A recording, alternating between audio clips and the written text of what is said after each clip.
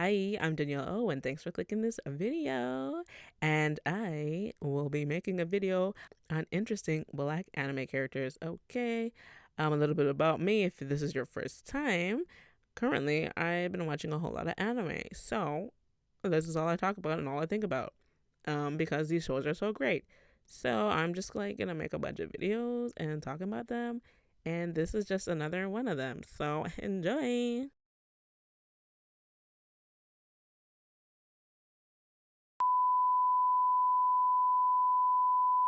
Okay, so first I'm gonna start with Killer B from Naruto Shippuden.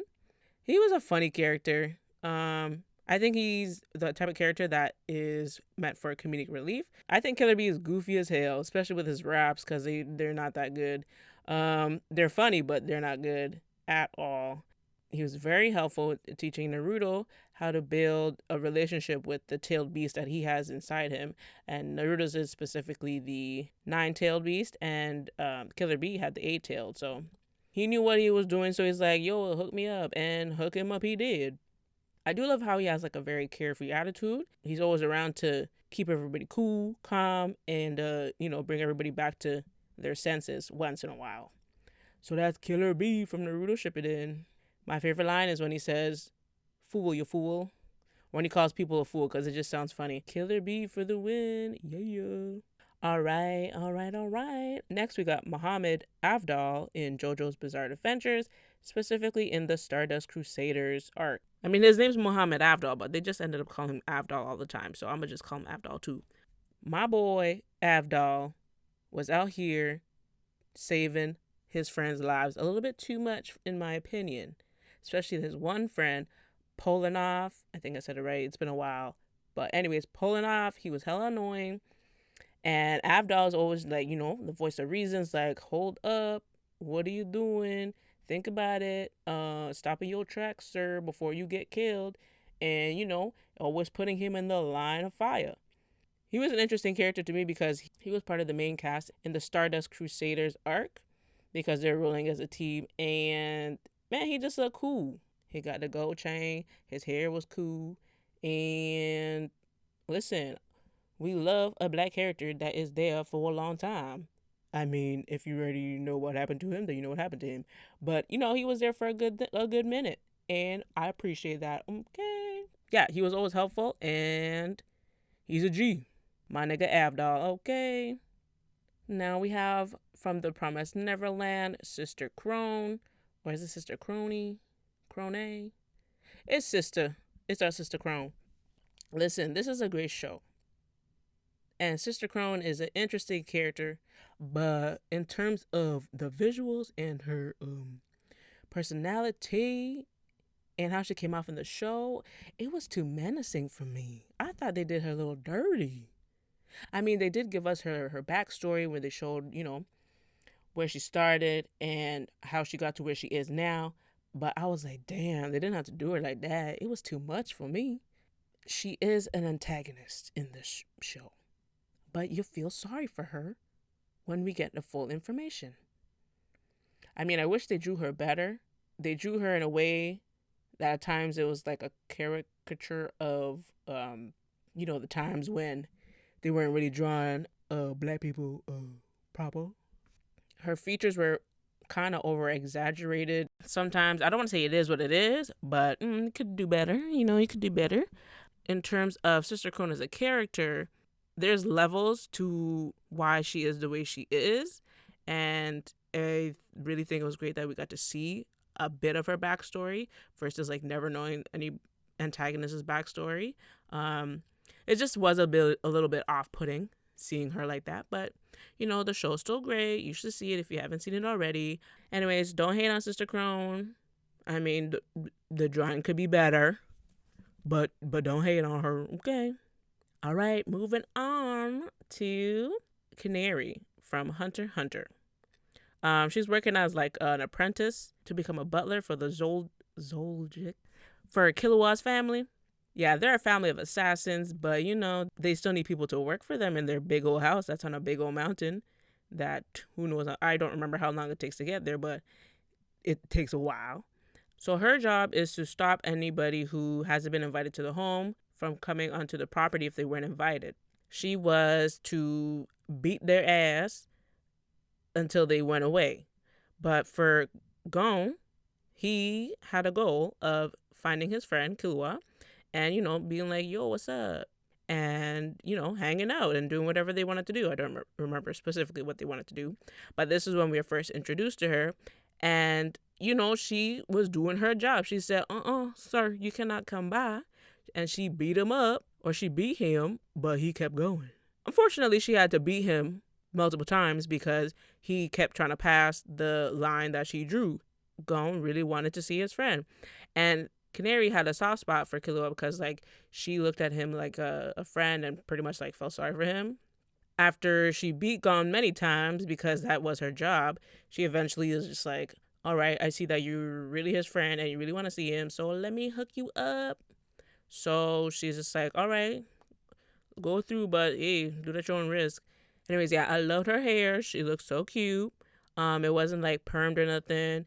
It was different from what I've seen in other shows. I don't know, her hair was popping. It was cute. I was here for it. I said, good job, y'all. But I did see pictures of the 1999 version, and yeah, that didn't look too good. So thank God I watched the 2011 version, and I approve. Next, we have Brawler from Akudama Drive. I have my own thoughts about the show, but I'm just going to stick to talking about this one character, Brawler. Every day, this guy, he just wanted to fight. Fight. Buddy, he'll fight anybody. He was doing too much. But he was fighting for fun. He wasn't fighting because he was angry at nothing. He just wanted to be the strongest dude. He was a bit of a weirdo in my opinion. But, he's the type of dude that just always went out fighting and did his job as long as he got to a fight.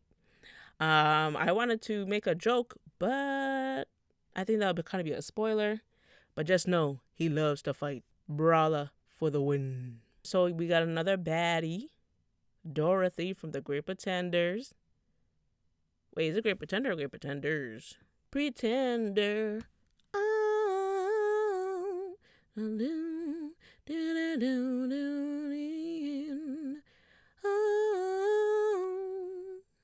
Dorothy from the Great Pretenders. She's so adorable. I like how she got the white hair and the pink on the bottom. I did notice that her lips did look a little big. That ain't no problem. But it's only when it's a little bit too exaggerated that makes me look at things a little different. But anyways, Dorothy was the queen of scams, the queen of theatrics. Okay. She also had herself a little love amon. A little interracial love with Mr. Luron. Who eventually takes over their little con artist ring. She's a fun and messy character. I really enjoyed it. She was very fun. And I'm not 100% sure on where the show is going, but I would love to see more Dorothy. Okay, so this show, Durara, I'm still confused on how to properly say it. Yeah. We have this character, Simon Brezhnev, and Simon is a pacifist. He was always trying to stop people from fighting. But he came from Russia and he was in the Soviet Union Special Forces. I think it's called the Soviet Special Forces. So he has a fighting background. So I thought it was funny that they made him into a character that was very cool, calm, peaceful. Did not like how they drew him.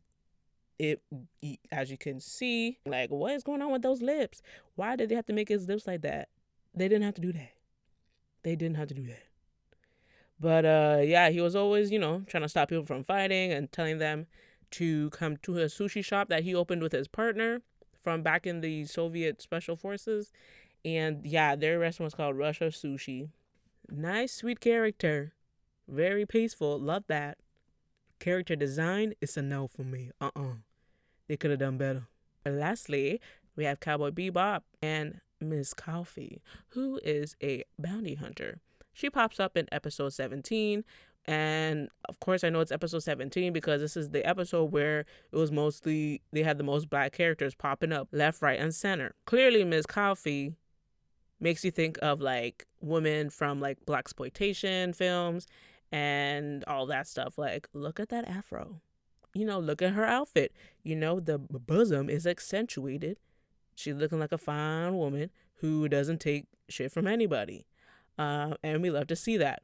I do want to give props to the show not only for this episode, but they show many characters of different races, and I think they did it pretty well. So props to the show for that. One part maybe I wish they didn't have to add was like watermelon stuff, that type of thing. Like, yeah, some shows they need some work, but it's kind of old. But hopefully going on in the future, more Black characters will be drawn, and maybe just not have so many stereotypes associated with the characters. But it is what it is.